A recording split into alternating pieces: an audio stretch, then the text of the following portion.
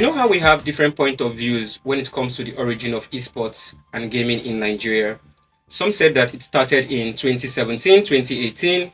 Others said that it goes way back, 2010, 2012. But I mean, you never can tell. There's really no way to pinpoint the origin in Nigeria without putting into account the people that lived through or were involved in esports and gaming around that timeline. That being said, on today's episode of the Inner Circle, we are not going to be talking about the origin of esports in Nigeria. However, we are going to be talking about the evolution of esports and gaming in Nigeria. With me in the studio, I have Play with Tomide. Welcome to the Inner Circle, Tomide. It's a pleasure. It's a pleasure. All right. So, can you please describe your esports journey to our gaming community? The general space in esports. Yes. Yeah? Oh, okay. It's funny because many people do not know when I started. Yeah. It's just majorly people in Lagos and that just feel it started in 2020, but I started way back before then. Yes. So ever since I left secondary school back in 2011, 2012, I've always been into the whole I've been competitive with gaming, going out because I was in Shagamu. Yeah. So I was going around playing tournaments, but I didn't really see it as esports. I didn't have a name for it, but it's all part of it. Yes. Because we were doing events and tournaments, and I was always winning everywhere. Yeah. But I knew there was more to it, but I could not just place my hand on what is the next step. You can't just be they will do tournaments. Winner will go with 50k. The 50k then was a very big money. Big money back then. Yeah. Yes. So and that was it. But I think it was around 2017. Yeah. / 2018. Then there was this particular guy called Dara. We used to play FIFA together. Yeah. He was my only problem in Shagamu, in the whole of Shagamu. That guy was a problematic person. I couldn't beat him consistently. I was beating every other person all around Shagamu, and he was annoying. Wow. So in my pursuit, because I've also been a tech guy, in my pursuit of knowledge, I was like, just Googled one day how to get better than your friend in FIFA 2017. Yeah, that's what I did. Googled that. Yeah, I Googled it 2017, and just first thing they showed me was register for gamers class text. I was like, who's this? That's when I first found F2 text. Then I clicked on it, it took me to a YouTube page. I saw some videos, I was like, what's going on here? Who are these people? Then I saw that there were tournaments that they were doing and everything. I was like, what? Who are these guys? What's going on here? Who are these people? So it was strange to me. Then I just clicked on some of the videos that they were playing. It was totally different from what I thought FIFA was. Wow. And I was like, what's going on here? So I didn't tell anybody. I didn't tell my friend. Me, I just immediately, there was money now. So I just took my money and registered for the guy's class. Yeah. Found it to register and I started learning. Yeah. After 2 months, I think, then me and my friend got back, we played. I was beating him convincingly. It was clear. Wow. He knew that something was different. He was like, how are you doing all this thing that you're doing? He didn't know what to call the ski moves. I didn't even know the name of the ski moves and everything. So in my head, the first thing that came to my head was, beyond being good, I saw some other things other people playing for money, MS Tsari, Gorilla, all those guys. Why don't we have this in Nigeria? So since then, I was like, what I always wanted, I knew that there was something that wasn't complete in me. Yeah. This team must come to this country. But I didn't know, I thought I was bluffing, 2017. It's it's almost 10 years ago. I was like, but this thing has to happen in this country. I don't know how. I was a nobody. I had less than 1,000 followers on Instagram. I was like, I don't know what to do, but this thing has to happen. So I started beating my friend. I cleared him. PC, PS4, he was nothing to me anymore.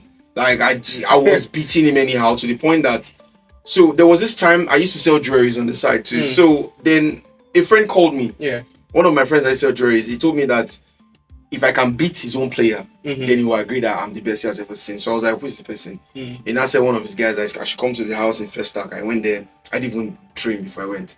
I just had this belief that I couldn't lose to anybody. Yeah. You know when you're your own, you're training, I couldn't lose to anybody. Yeah. So I went to play him. I beat the guy, beat him mercilessly. Then he now went to mention my name to Sydney Talker and Nasty Black. Yeah. That there's one boy that they've never seen anything like this.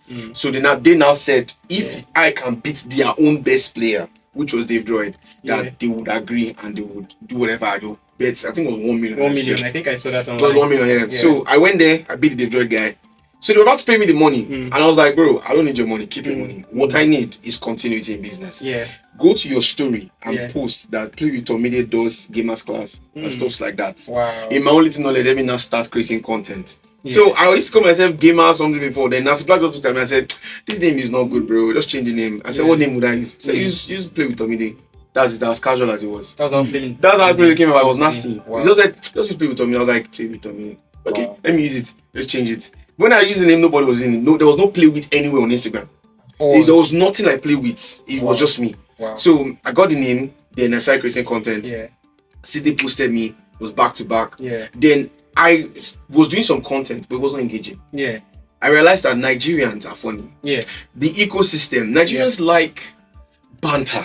They like issues. They like when there's something behind the drama. I can't just be playing. So I was like, I'm going to use this as a tool. So a lot of people make this assumption that Tomide is saying is the best player in Nigeria. Yeah. And I didn't do that. There's no video online that ever says I'm the best player in Nigeria. You will never find one. But unknowingly, intentionally, I was creating the energy that states I'm the best player in Nigeria without saying it. Wow. It was a tactic because I knew that was the only way they would watch me because they wanted me to fail. Yeah. And I needed that engagement so that when I get to a certain height, I can now do what I want to do, which is what I'm doing now. So for 3 years, it has been back to back, me funding everything myself.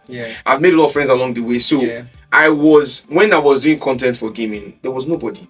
Like, there was nobody. If you call yourself a gaming content creator, a gamer influencer, people look at you like, are you alright? What is that? What does that even mean? There's this question I would like to ask you. Like, if FIFA gives you the ability to customize your own game character in FIFA 26, playable on that team Nigeria globally, so what is the statistics of that character going to be?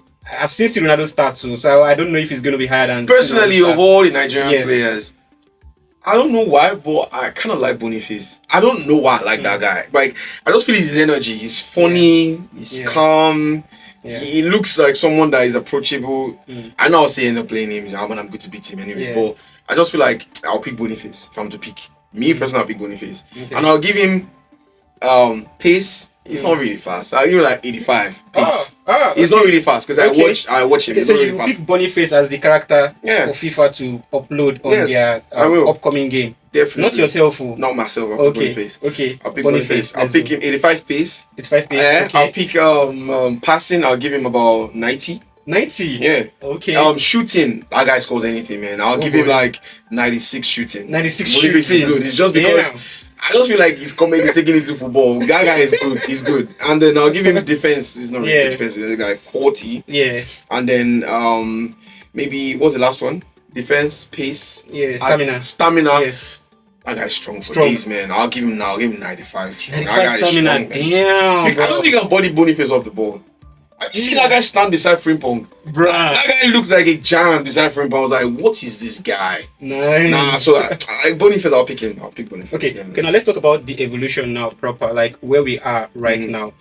From the gaming lounges to the big stage, right? We all started this whole playhouse. I remember back then in Abuja, we had this place called Game House or Game Center, GC. We used to play $25 to play PlayStation. One was the highest game back then. Abuja now. Abuja is kind of like a little bit expensive. So we used to pay 25 naira then to play PlayStation 1. And then it felt like we were playing PlayStation 6. True. So from that point, like from the underground gaming lounges, we're just going to call that the ghetto gaming lounges, to the big stage that we currently are right now. We have players representing Nigeria overseas, in Saudi Arabia, in Germany, Norway. So what would you say is the biggest shift in the esports industry since that time to now? I think social media. I think social media is the most important tool that's happened because a lot of this. If I host an event and I get 400 people to come, if I don't have the influence of the media to create a hype around it, there's no way I will get sponsors for the next one. There's nothing to see. There's no record. So social media is one of the most influential tool, and I strongly feel like Nigeria as a case study is going to be the backbone for esports in Africa generally. Wow. The reason why I say this is I have noticed that look, for compared to other countries, there's just something about the Nigerian players that Nigerians just have this. You see, gaming generally beyond skill is mentality. Which is going to take me back to my next question, right? Like, what do you think the Nigerian players are doing better now compared to 5 years ago? One of the things I think they're doing better now is Nigerians are the pro players, the professional players that want to get to that level. They are more consistent, and they are more consistent in their grind. They are more energetic towards this thing. Like even if they have work, they give it time. For example, it's not easy on EAFC 25. You have to play 15 matches every week to get rival rewards. Then you have to play champs of 15 matches. And you're going to play 15 toxic people that are as good as you. So like and then we have the rising of crazy players like Killer Freak, Farouk Manzo, Imaji Boyd, Michel, all these guys. They've taken this game to the next level. Like some of the Nigerian good players are now like, look, you are beyond us now. It's time for you to get out of this place, because if you've conquered us, go and conquer the world now. Because players like Farouk and Killer Freak and Fola, they represented Nigeria in FC Pro, and they did well. They played on 250 ping, and some of them managed to finish top 5 in Africa. Wow. On 250 ping. That's ridiculous. Top 5 in Africa on 250 ping. That's ridiculous. Like, you could tell that if these guys were given the proper opportunity and proper funding to leave Nigeria and go there, and we're not talking small money here. This is like, the returns is crazy. You're talking about $250,000, $500,000, and some of these guys, I'm telling you for a fact, my own unbiased opinion, they are not as good as some Nigerian players. It's just inferiority complex.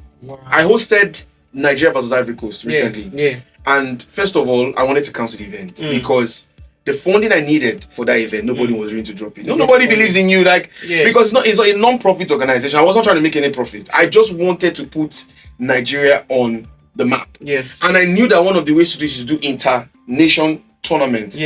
But I could not do it with other countries that were not on our server, so they won't say ping is bad. So Ivory Coast on our server, so they're going to get 40 to 30 ping, bare minimum, and we'll get like 12 to 1 ping. It's still okay.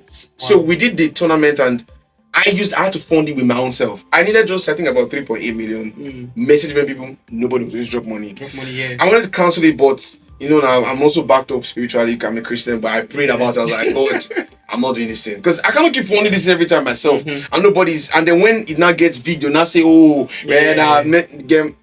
eventually money came from 1 gig I got. I now use my money to fund it. I did the whole the editing. I had to pay a videographer, the GFX guy, arrange the players that will represent Ivory Coast. I had to get the M99 boys, those are the best players in Ivory Coast. We hosted it. We had about 21,000 people when we're done.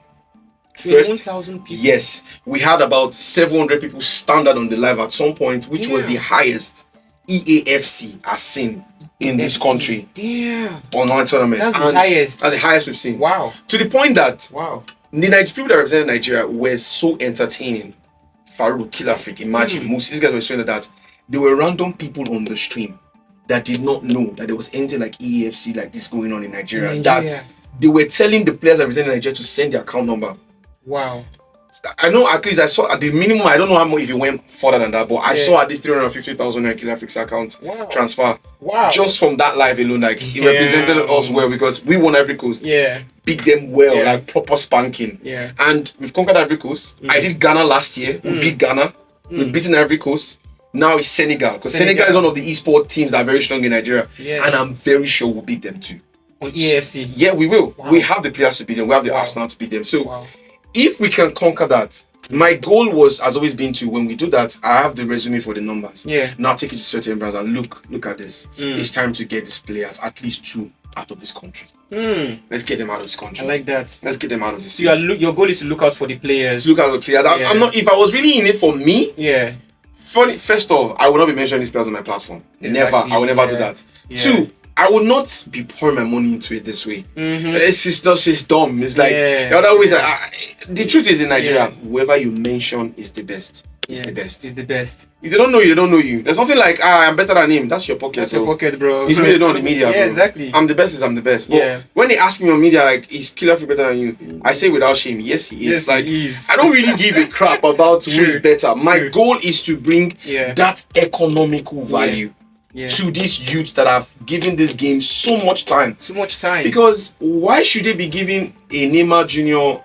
this look of a celebrity and gamers? Is also a form of sport. Sports too as well. And sometimes I even feel like esport is even more tasking than football in general, because if 10 players play well on the pitch, you can still win a match. If 9 players play well, you can still win a match.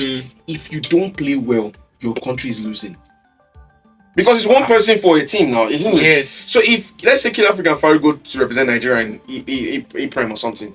If Farouk doesn't play well and John doesn't play well, done. Nigeria's gone. You're out of tournaments. But if you are going for a tournament where it's like, where it's football, where you're taking like 11 of Nigerian players, like let's say they now say, Alexi Wobi didn't play well in that match.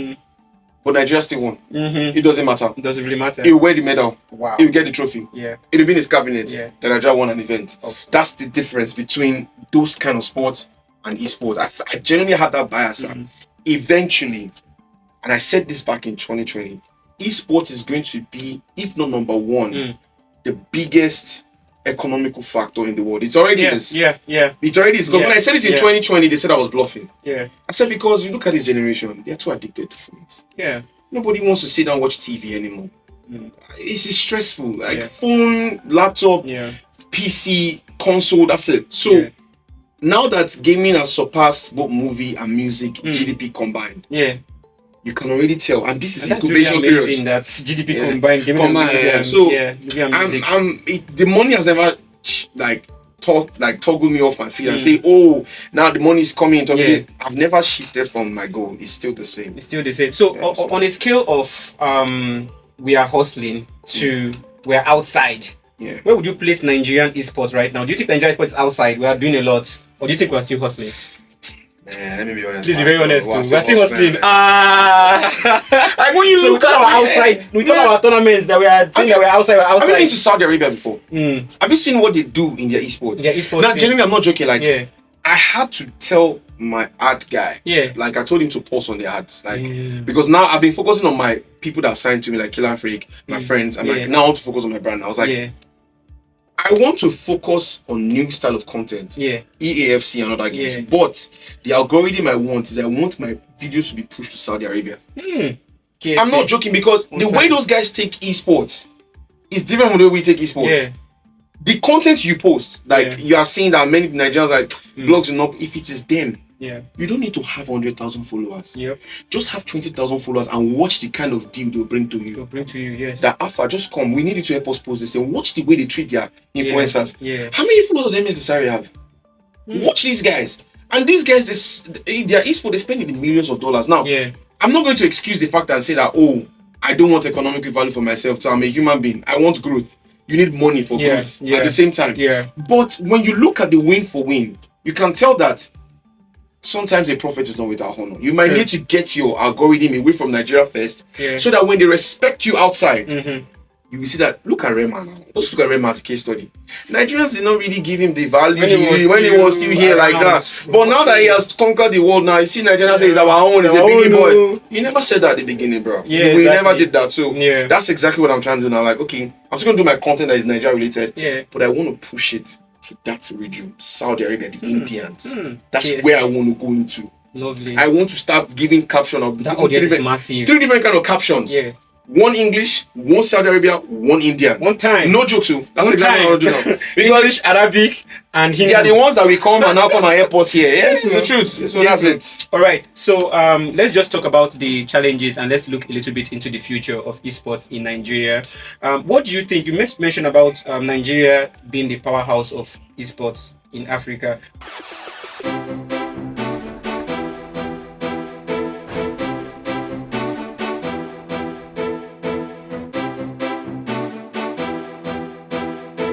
Like on a grand scale of things, like South Africans will be like, oh, we are the powers of esports in Nigeria. Kenyans will be like, oh, we are the powers of esports in Africa. Ghanaians will be like, we are the powers of esports in Africa. Same thing goes for the guys in the Northern African region, like the Egyptians, the Tunis, and the rest. So, what do you think is holding Nigeria back from actually being the recognized powerhouse for esports in Africa? God, I answer this without offending people. Anyways, I want to answer this in a way that I'm not going to offend people. But the thing is, if you're going to say the truth, sometimes people pick offense. I'm not trying to attack anymore. I'm just going to say this as it is. 3 things. Number 1, government. Government is a key role. The reason is there are so many companies that want to come into Nigeria, but they wouldn't because of the way things are economically. What they have to do, settling of government. Look at ShopRite. I've seen so many companies that have left because of government policies. So that is one of the biggest factors. If government can really look into this person, now start like top that really care about the heart. Yes. Not really financially moved. Yes. And I don't, honestly, as much as I like democracy, there are sometimes that democracy like stifles things. Like I feel like the community already know the kind of person that okay, this person has the contact. There are some people that if you get them into highest rank that are because they've been to the bottom. Yes. They know what it's like. Yeah. You now get them to that top. Yeah. Like that place and I say government has okay, you handle this project for us. I'm telling you that esports will change. That's one angle. Number two that I feel is it is the community itself. The people.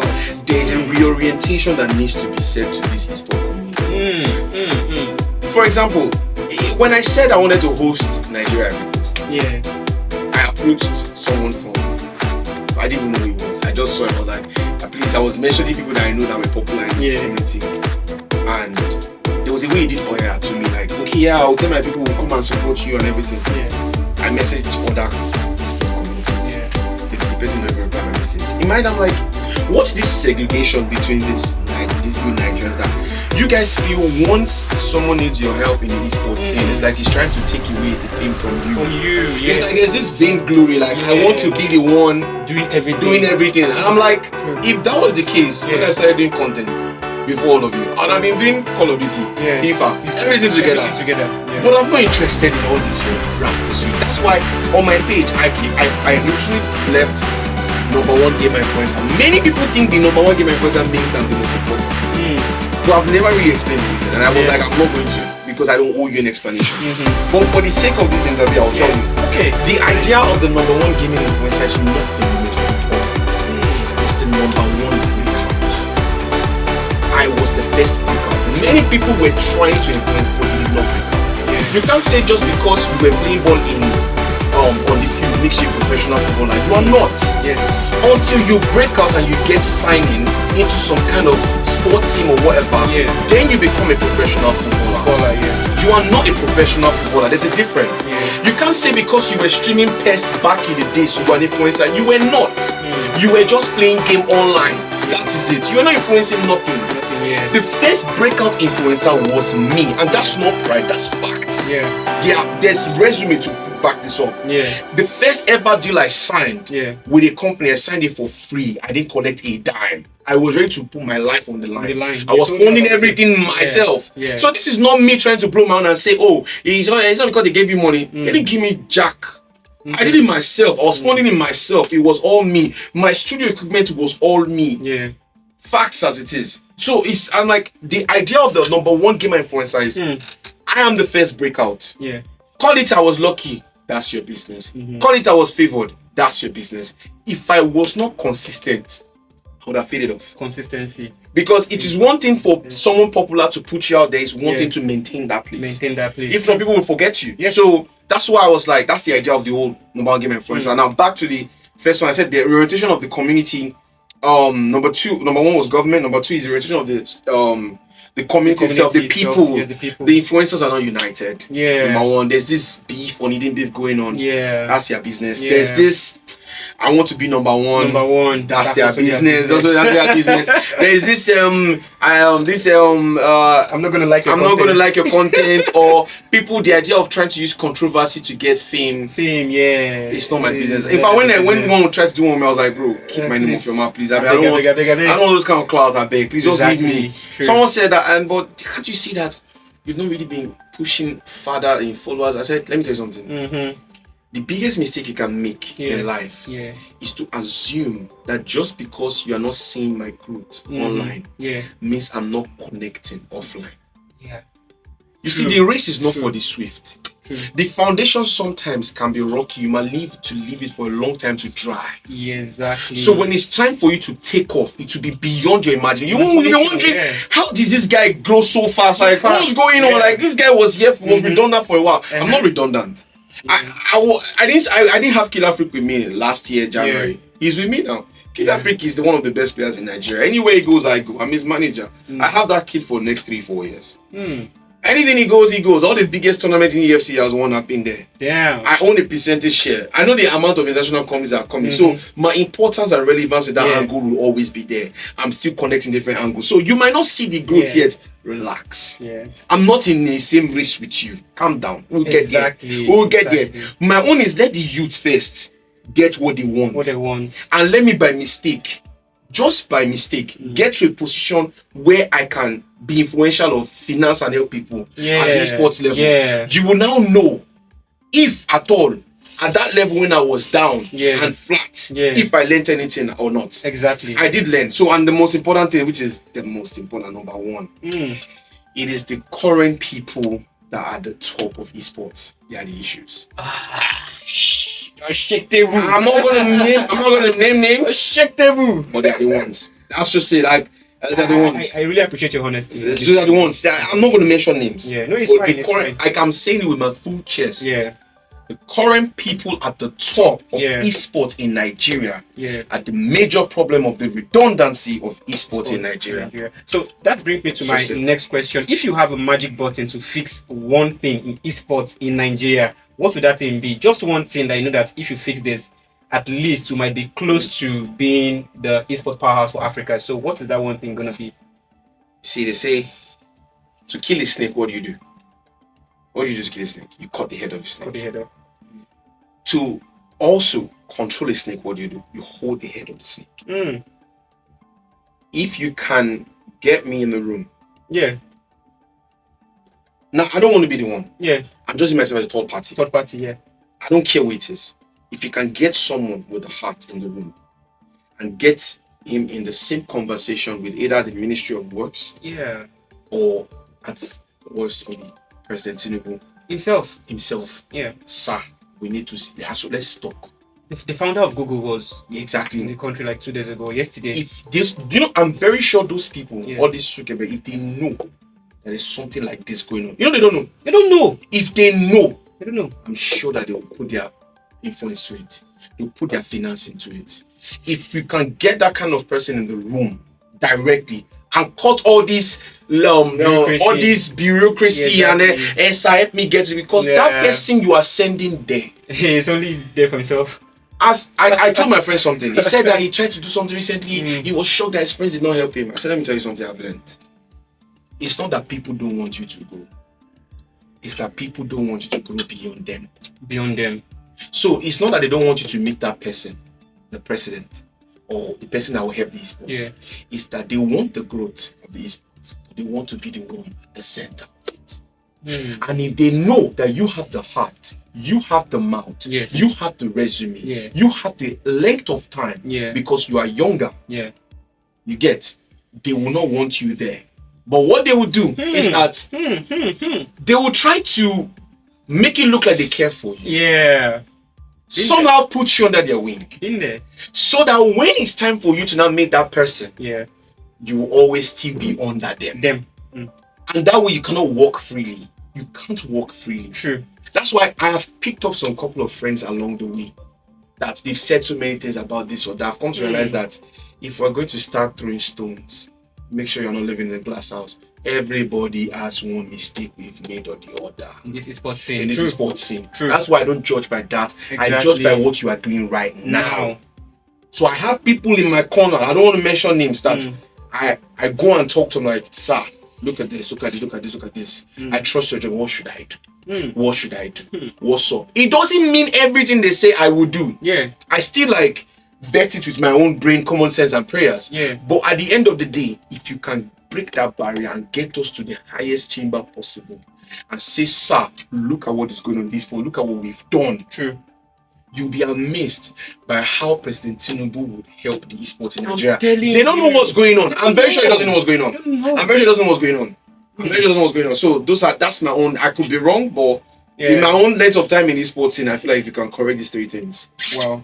I really appreciate your honesty in this topic. So, quick fire round, Kamide. Console or PC? Which community is more hardcore?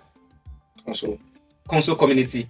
In Nigeria. Why would you say console community? Is it because the PC gaming community is non-existent? No. First of all, when you say PC community, you need to understand that we're talking about finance here. Yeah. An average PC is way more expensive than a console. And that's why it is console. It is easier to acquire a console than to get a PC. Yeah. That's why. Nice. So, LAN tournament or online tournament, which do you think brings out the real skills in a player? LAN tournament. LAN tournament. Yeah. Wow. Because of the crowd pressure. It's more pressure than playing in a room.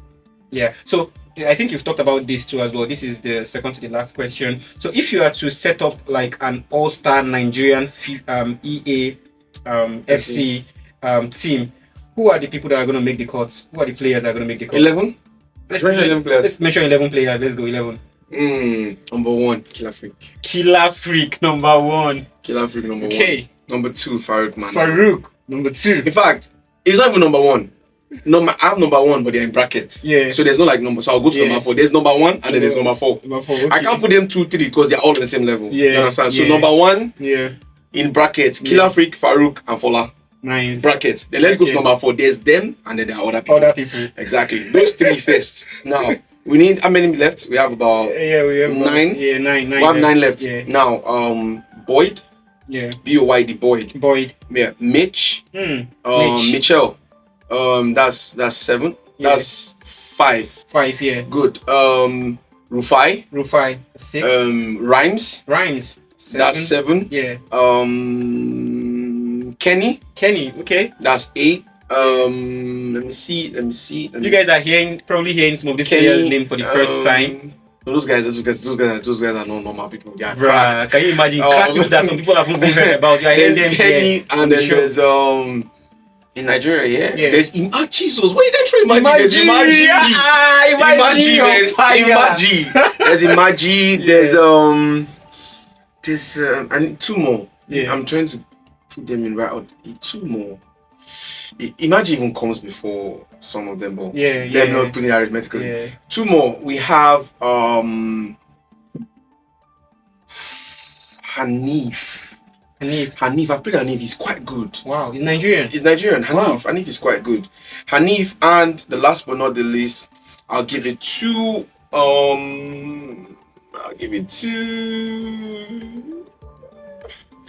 those other players. They are good ball.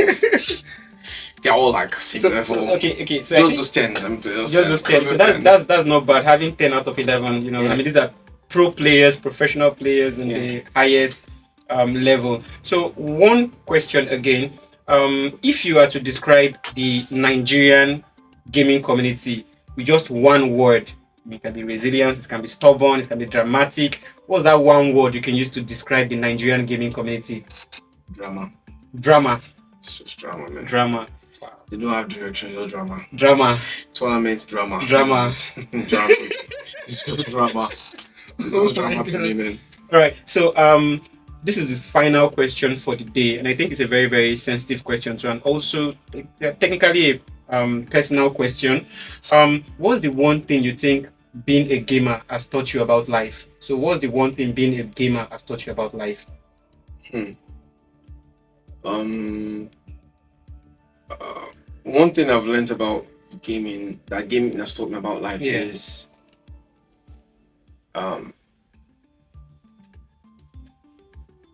having a hardcore mentality that you lose in your mind before you lose in real life. It's just something about gaming that is just gaming just teaches you that you lose in your mind first. If you play because you've heard that the person you're playing is like this, you're already 1-0 down. Damn. When you start playing, there's a very high chance you lose. That's why when this coming for wager, now I don't care. I was like, I don't know it. I don't care what it is. Carry pad. And don't tell me don't tell me who you've beaten. I don't care. There was a bet I had last year. Wager I had last year, and it was against Mitchell. I'm sure it's my friend, with respect to you. But the night before I played him, they said Mitchell beat someone that I beat, or like he beat him 10 times, 10 straight games. I was like, then someone now came to tell me that Mitchell beat this guy 10. Are you sure you want to play him? Damn. I was like, I don't care if you dying. Bring it on. It's Lucifer, bro. That's not my business. Like, why are you telling me this? Spoof my body, bro. Let's play. Because if I entertain it, I'll start thinking. And eventually I won. So So the mentality thing is crazy. So every aspect of my life, Yeah. when I tell myself that I will do this thing, I'll get it done. I'll get done.